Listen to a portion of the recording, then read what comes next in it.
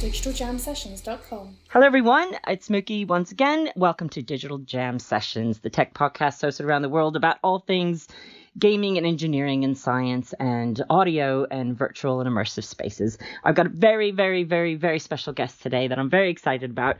First of all, Dave Black is with me and from Mixed Immersion, and Merrick Stiles is with me from Abbey Road. We are recording live from Abbey Road Studios, and not many people could say that on a Monday or any day. So I'm very privileged. So welcome, guys. We're going to go around the room. For those of you, if you're listening for the first time, my name is Mookie Culhan. I'm an executive digital producer working within the music and media and broadcasting spaces across platforms, but specializing in immersive content. And to my left is Dave Black. Hello, good afternoon, everyone. Yeah, so I'm the co-founder and commercial director of a company called Mixed Immersion. We specialize in immersive audio. So this is for location-based experiences, so in kind of real-world locations and events and festivals, as well as working very much within kind of immersive technologies such as augmented reality and virtual reality. At the heart of what we do is essentially kind of spatial 3D audio, and using the ability now that we can actually track heads and we can be in kind of multiple speaker arrays with height as well as width and kind of length to actually build up immersive experiences and have it very interactive and having the user in control and in the music. So very excited to be here, and we'll probably dive a little bit deeper into kind of like what we've been up to, but I'll pass over to Merrick now. Hi, my name is Merrick Stiles. I'm the head of audio products at Abbey Road Studios. My day job I would describe as working with companies such as Waves Audio, Chandler Limited, companies like Native Instruments, sort of traditional audio products, plugins, sampled instruments, hardware, that sort of thing. But my extracurricular activities involve kind of dipping my toe into the murky waters of spatial audio. Foggy and murky, but not the Mookie water. Yeah, it's a right. very different thing. Yeah, audio for virtual reality, mixed reality, etc. I also happen to be on the board for Abbey Road Red, which is our incubation program for music-focused startups. But I've been here for just over 20 years now. Ooh, yeah. Did they give you a plack for that or something? I think, I got a disc actually. Did you? Yeah, Oh, I got a gold disc end of last year. Yeah, it's hanging on my wall. Yeah, so I started off in the studios. Used to be, I started off as a runner actually, and then sort of worked my way up through the studios and became a engineer. And then I kind of took a massive sideways step. There used to be an interactive department here in the building next door, number 5 Abbey Road. Did Blu-rays, websites, that sort of thing. Yeah. And I just sort of started to explore that area a bit more and a bit more about the technology and project management, that sort of thing. And then I got asked to look after audio products, and then we started to the way it happened is that some of the old products or the old technology I work with, it is heavily to do with the fact that EMI, who used to own Abbey Road, had their own R&D facilities over in West London. One of those departments was called the Red Department, Record Engineering Development Division. And Get up now. It's on you. I think I got that right. Right, yeah. Actually, something sounds wrong there. Anyway, people will, I'm sure, will correct Disclaimer. me. Yeah, We'll right. Development division or department. That's the word I'm looking for. Can't even speak. And we were like, wouldn't it be cool to get Red back together, man? You know, get some R&D going again at Abbey Road. And we were never going to get the budget to have our own R&D department. Yeah. So we were like, how can we get back into this low-level research? And originally, we still do, working with academic institutions, and then started meeting great companies such as Mixed Immersion. And we thought, there's this kind of gap where there's quite a lot of incubation programs around, but nothing like specifically music focused. Yeah. So we went down that avenue, and it's been really successful. A lot of good fun. Seen some amazing companies, worked with some amazing people, and that's how I kind of got into this kind of the VR thing. And clients who come to Abbey Road, we're getting more and more requests for spatial audio. They don't necessarily know exactly what it is, but their clients are asking for it. Someone handing them a flyer outside by the... it's a bit of a buzzword at the moment. By the Pelican. Oh, it's very cool. I think we'll just call it like this. Which way? Okay, here we go. The microphone. Here we are. A sound recordist. They're in the Sound Studios. Do we have anyone here? We're all good. So I think just sticking with you, Mark, like what in your mind is the first kind of immersive audio experience that made you go, hang on a second, this is really needs to be explored and needs to be kind of looked into like a bit more, that made you want to work with it a bit further? And when was that? Unfortunately, I think it was lack of experience, actually. So I was, checking out a lot of virtual reality, and the visuals were very impressive and all around me, 360, very immersive, but the audio, unfortunately, was very much 2D, firing straight into my ears via a pair of headphones. So that's kind of what got me really interested, the fact that I wasn't hearing what I wanted to hear. So yeah, that's how I got And what were you wanting to hear exactly? I was wanting to hear amazing 3D audio that matched the visuals. Obviously, the human field of vision is 110 degrees at the best, and I just wanted sound that kind of fused my brain, as it were, to the images I was seeing as what happens in the real world. If I'm looking in one direction and someone says over here, I want to hear that behind me, so I turn around and look in the right direction and just feel like it's all sort of mixed together in a fully immersive way. And the audio was just letting it down for me, really. Yeah, the brain infusion. You had me at brain infusion, Mark. I think it's important to be thinking about that, though, because that's one of the purposes of sound is to be making your brain work, isn't it, as a sensory? Absolutely. I think kind of, my background's more so within kind of augmented reality and virtual reality. So augmented reality since 2011 with a company called Blipper, and then 2014 with a company called Rewind, and visually some really amazing stuff. But always when I used to go to events and try on headphones, it was really, really kind of underwhelming, the sort of sound experience that I was having. And obviously been in those spaces for a while and being with kind of two very kind of cutting edge companies, you realise that to get this full immersion, you do need all the senses to be on the same page, listening and seeing the same things at the same time. So, it was kind of a bit serendipitous that I came across Gareth Llewellyn, who's actually my co-founder.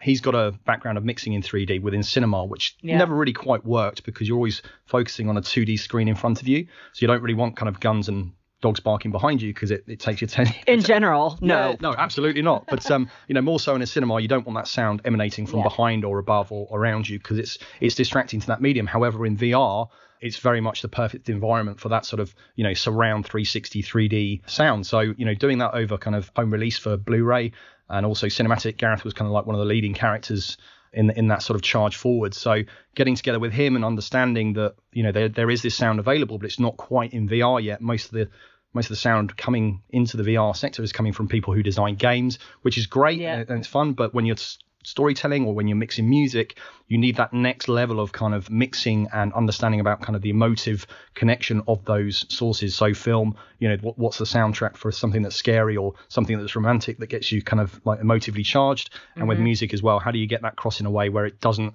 interrupt with the actual mix, and how do you remix kind of original recordings and all that sort of stuff, which is really, really exciting and something we'll probably come on to a bit later. But it's just, I feel what Marik's saying absolutely from the beginning. It was like, we need to do some really nice, very kind of simple visuals, but actually bring the audio into it to kind of, to boost that up. So we've done some remixes on some classics, and we've done some recent recordings with the Philharmonia Orchestra where you sit in a bunch of speakers, 20 odd speakers, and it's a fully visceral experience where you're feeling every string on every bone. I've lived that dream. Yes, it's a beautiful experience. Absolutely. You've tried it, and thank you very much. No, and you almost don't need those visuals, though. Sorry to interrupt. I mean, but you almost don't need to look at that because there is that lovely immersive, like you're properly, enveloped in the sound and you're enveloped in what's happening around you. Well, so I did close my eyes a couple times, I have to confess. Which is absolutely fantastic. Is that the right thing to do, Dave? Absolutely, yeah, 100%. So, that's where we're at with the visuals. The 360 video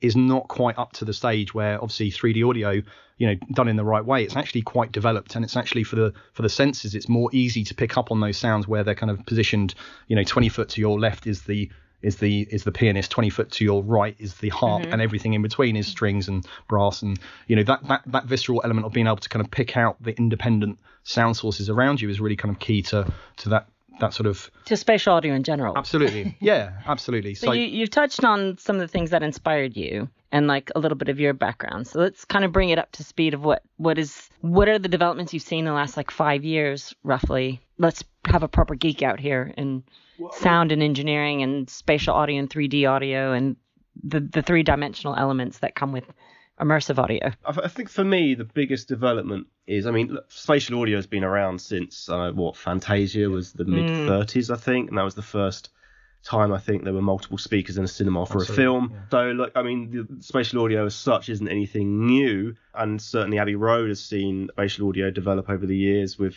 various film formats, 5.1, 7.1, etc., But what's really exciting for me is I think we're now at a point where this is the first time where people can experience really good spatial audio in a convenient way, i.e. over headphones or via soundbars.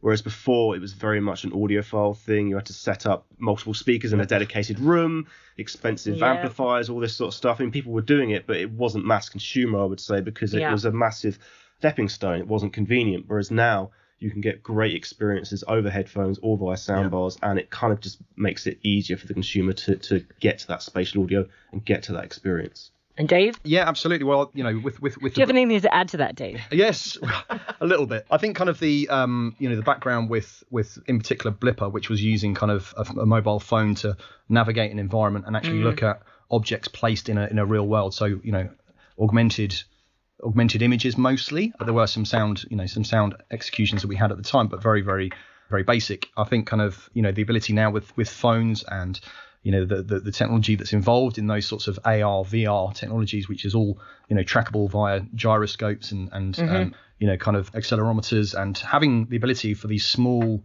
devices to enable this sort of real world tracking of human heads. I think that's kind of where, without getting too technical, it's basically stick something on your head and you can listen to some amazing, audio and have that placed around you. And you really feel like you're in the middle of that performance. And that's where, as you're saying, Eric, it's it's the time now where we've got these devices, and people like Bose, who just launched their AR glasses. Well, they haven't actually launched yet, but they've thrown it out. They've put their hat in the ring, and they've got these AR sunglasses, which essentially. Have you tried them? I have tried them. I tried them at South by Southwest back in March, and it was it was very exciting for what we were looking at doing within kind of like music platforms and building apps around that sort of ability to track heads, but in the real world, and in actually something which has a bit of utility rather than just something that's gimmicky at home like a Google Cardboard might have been for VR. We're looking at something that's kind of the next stage on, where it's practical. You want to put on the shades rather than your headphones and have that sort of experience. Sennheiser as well, another one who've also released AR devices. You don't need to call Specsavers for that one. No, okay. No. Right on there. No. Yeah. Although I'd like to see them ending up in Specsavers at some day, because that would be that'd be pretty cool. So what has been in your kind of your own R&Ds, or respective R&Ds? That's a RRND, by the way. I just made that up. What's been the kind of, what have you noticed as far as like how fans consume this type of audio? Well, I mean, I think we have to keep in mind that it's still very, very early. I feel with all of this. Mm-hmm. So everyone's still finding their feet very much so, from both a content creator's point of view and a consumer's point of view. Mm-hmm. But for me personally, and for Abbey Road, it's about just learning about some new workflows. There's new microphones out there that are coming onto the market now. Well, saying new, it's Ambisonics, which is probably from the mid-70s. Yeah. So the technology is not new, but it's only now that it's starting to find its feet, right? Google image that one, listeners. Yeah, right. Yeah, it's sort of finding a home. So we got first order, second order, third order Ambisonic microphones, new, some not so new, but spatial audio microphone arrays, Hamasaki cubes and Ambio cubes and whatnot. What's your personal favorite? Oh, God. Come on. This is a specialist podcast at the moment. Okay, the Ambio cube sounds pretty stunning, but it's a real thing. Yeah, the Hamasaki cube has got its own place as well. This is it. It's kind of there's. I would describe it as the Wild West at the moment. There's always microphones, different microphone techniques, loads of different software out there, middleware. It's just like, wow, where do you start? And it's the only way to do it is just to get stuck in, try stuff out, see what works, see what doesn't work. As I said earlier on, a few, not a huge amount, but a few clients have come to us saying, my client has requested there's an element of spatial audio here, so I can sort of recommend microphones, microphone techniques and software, decoding, all that sort of thing.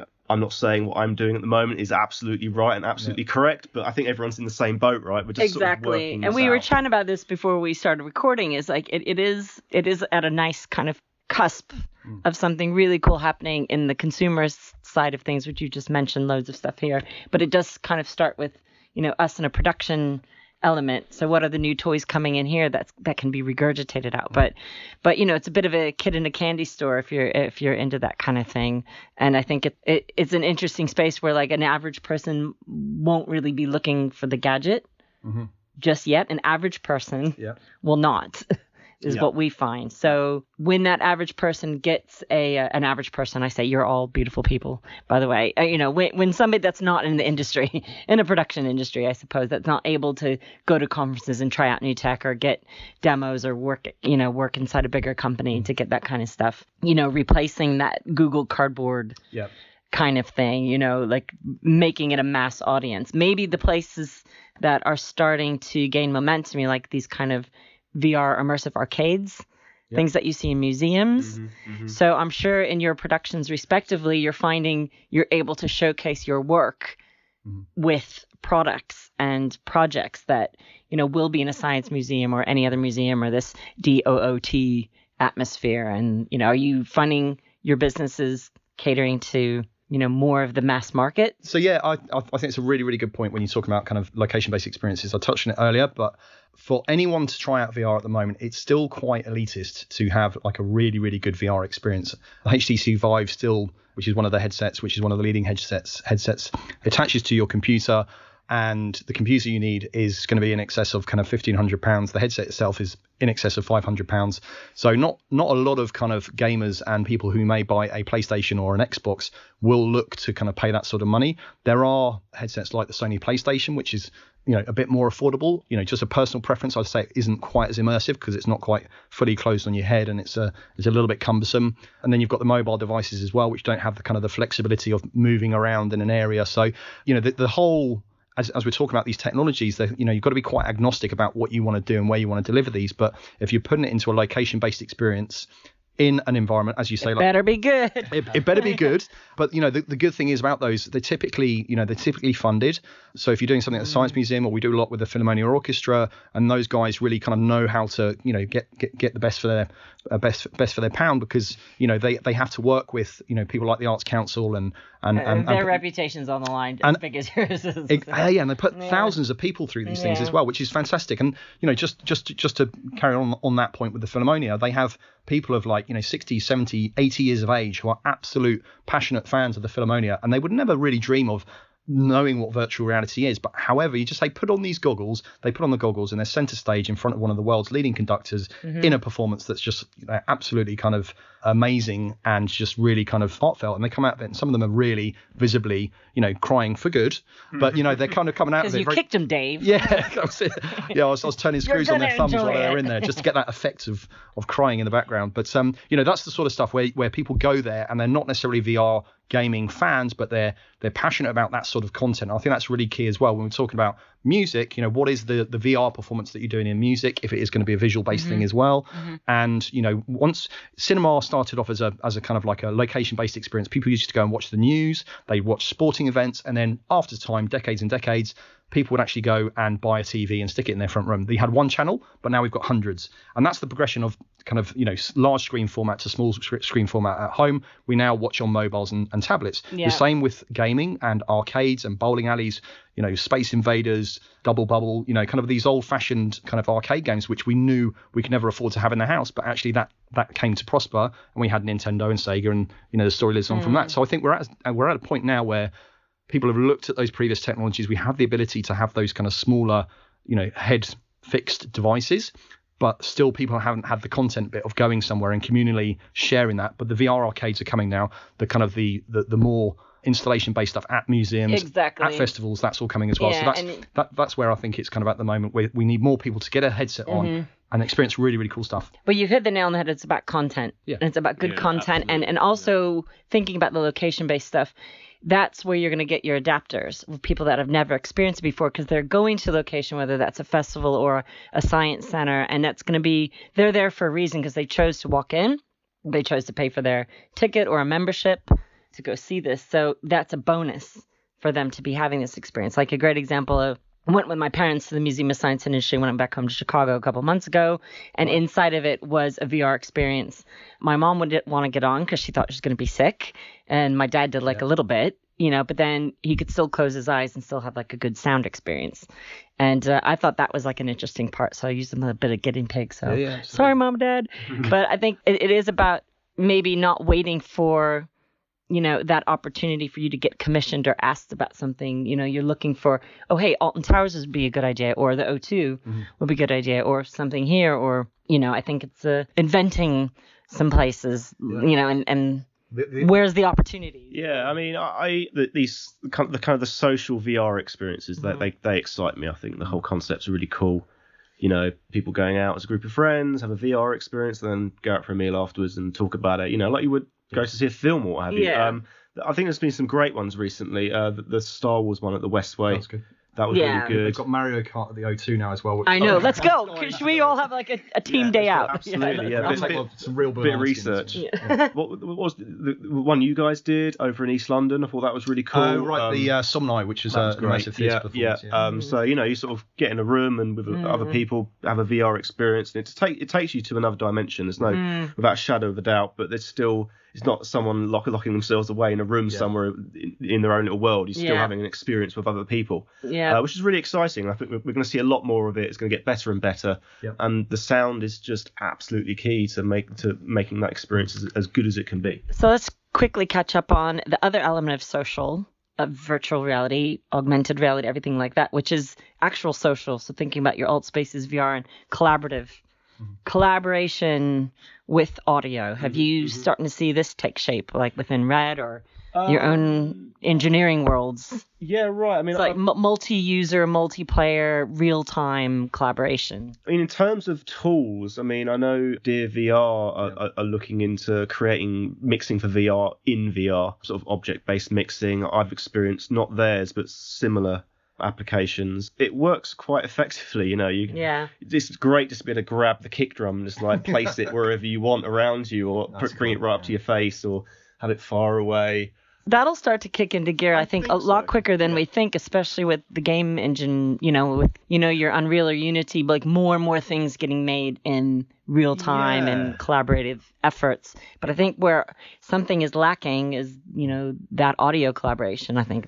Yeah, and another experience I had, which it was just a proof of concept, but it was actually the Abbey Road Institute in Amsterdam. They did a proof of concept where you're sat behind a Neve desk in a virtual studio, obviously, and there's a tape machine to your left. You hit play and the music starts, and you could, you can actually, you're literally just like using your fingers, the controllers, to move the faders up and down, solo things, mute things, EQ, and their point of this is for their students to get their head around the work signal flow on a big format console before actually being thrown in the deep end, So it's training, virtual training. Yeah, virtual training before going and doing the real thing, like a test flight simulator almost in a way. Yeah, exactly. But that's where things are being successful. And that was one of the things I wanted to touch on is where do you find, which sectors are you finding the work that you're both doing, becoming the most successful? I think in my own R&D and doing so many conferences and things, you do find like, okay, there's training elements and the military training or medical spaces or therapies, things like that. Has any sector stood out for you as far as what's kind of been successful so far? I think most industries are going to benefit from this, whether it's from a training point of view, very important. I love the idea of what it can do for mental health. Meditation experiences, that sort of thing. I think that's all very exciting and really important. And some of that you don't need the visuals for. You can just be immersed in the sound, can't you? So I am very excited about VR and what VR will become. It's, like I say, it's early days still. We don't really know, right? We're still working this all out, but let's future gaze then, since we're running out of time a little bit. But I do want to hear from you guys about the Spatial Audio Forum, because I really, really love what you're doing. So tell me like a little bit more briefly. You guys can tag team, and I'll give you pointer cues. So the Spatial Audio Forum is really about bringing key industry members together to try and demystify a lot of this, because I think we're all in agreement here is that we need people to create content, and people aren't going to create content unless it's easier to do so. At the moment, it's for a lot of people, it's kind of a scary thing to sort of, it's like a large learning curve, so we want to try and demystify that as much as possible, and just in return for that, to get more content being created and just watch this thing grow. We just want to make it accessible as possible. And so that's a free forum, like anyone can join it. Is there members, or like I'm not soliciting or plugging it, but is it industry only? Is it? Do you need like your secret handshake? Your mother's maiden name, your blood group, your porn name, and you have to be invited. Wait, no females then? Hang on a second. Whoa! We've all had a can of water. It is. It's invite only for the forum, but we've got a website and we just want to publish as much information as possible to make it as accessible as possible. Open white paper type of kind of sharing information. Yeah. We're not like secretive or anything like that. Yeah. You don't have to go to the race. Okay. I think these sort of sessions we have, they need to be. Thanks for that. Yeah.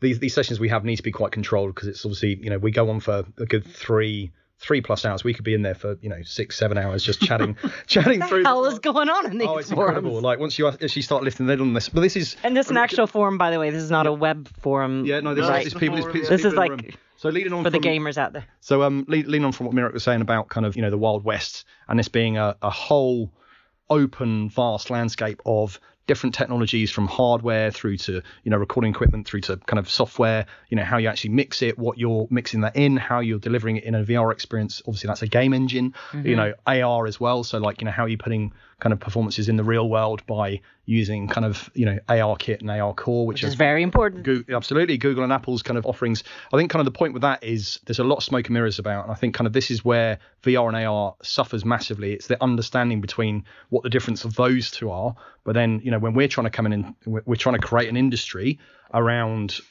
audio and what it is, how it's different, and how you actually kind of articulate it, what language you need to use to explain to people. I think there's kind of there's quite a few people out already who are trying to just smoke and mirror it so they can sell. Who are these people? I don't know. Let's stop them. I can't name them, but no, I to be honest, I don't know if there's specifically kind of groups, but I think people do tend to kind of just use a lot of jargon to help them sell because it's a kind of it's an industry, it's a business, and everything else. About spatial audio and audio in general and immersive audio, really? What? Who are these people? I don't know. No, I'm joking. Yeah, it's I didn't know whether that's a real question or not. I was like, no. Okay, but I think we have to, we all have to be wary of that, and I think kind of this is where Abbey Road taking the lead and saying these are the sorts of methods in which you can do it. These are the types of equipment. I think that kind of it adds a name behind kind of what this is and an authoritative sort of voice. Yeah, of course. Behind people. If you want to find out about this sort of stuff, you go to Abbey Road's website and you find out when the next report's coming out, and then basically that means we've got to do one soon.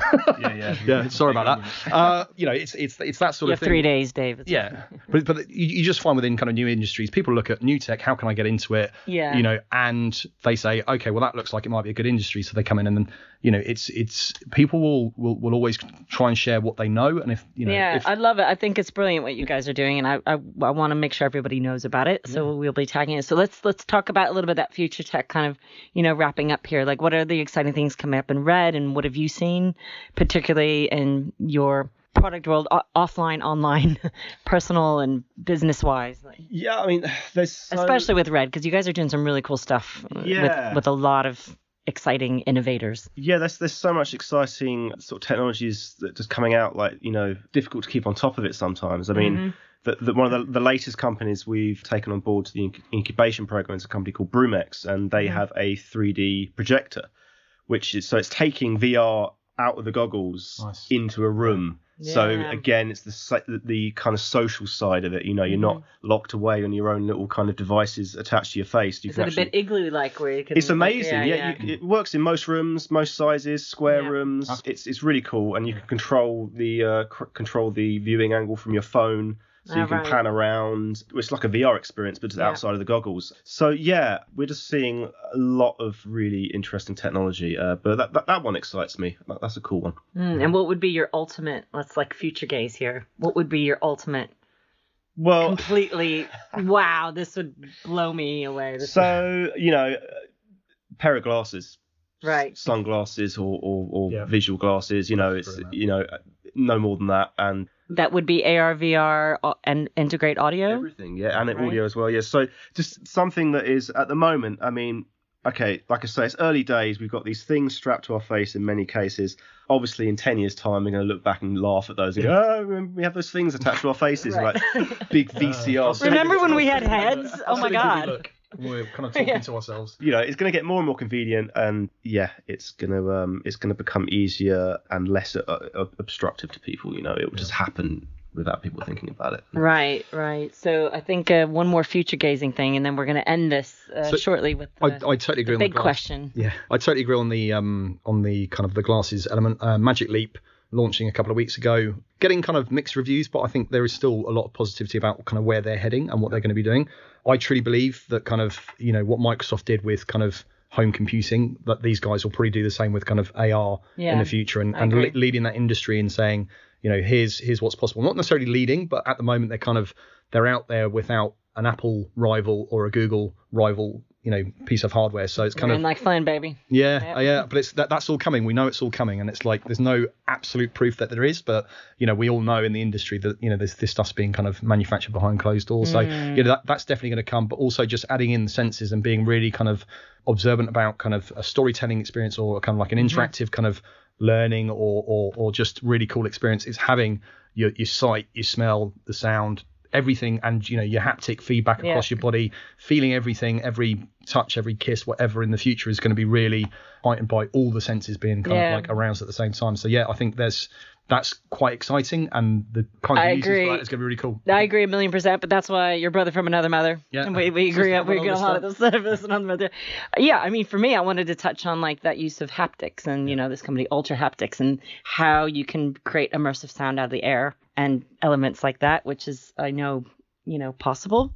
So, but maybe that's another podcast, like super future podcast. So we're going to wrap things up on this Digital Jam session with the big question. What is the one thing that you think needs to change, be that culturally or technically, that could advance your world in one sentence?